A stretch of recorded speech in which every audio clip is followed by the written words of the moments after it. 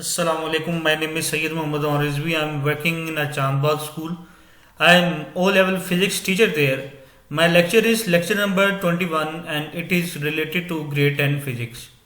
In my previous lecture, I have discussed some consequences of conduction. The first consequence that I have discussed in my previous lecture is tapping air to use as insulation. And the second statement that I have previously discussed, different sensation from good and bad conductors of heat, and some everyday applications of conduction, uses of good conductors of heat. Now the topic is different. The topic that I am going to discuss and describe are some consequences of conviction. First of all, you know that how conviction generate and how conviction occur.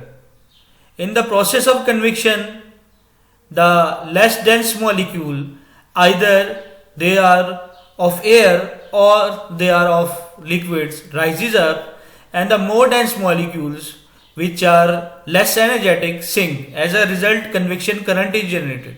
So convection basically take place in air and liquids. Convection does not take place in solids.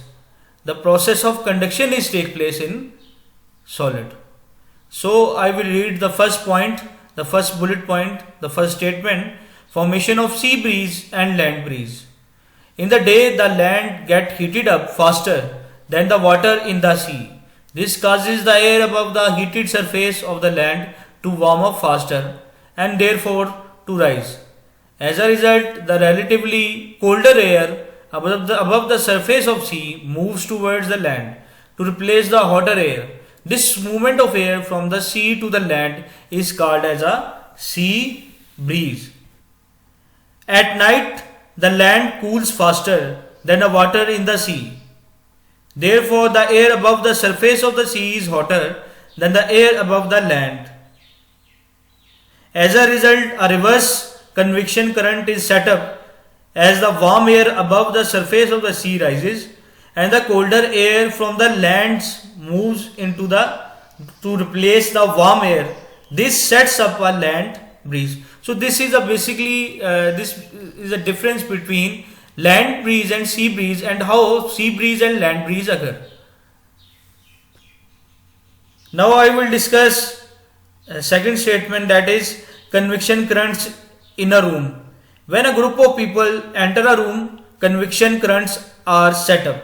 And how it is set up, I will discuss. The heat generated by bodily processes such as breathing causes the air near the body to be heated up by conduction.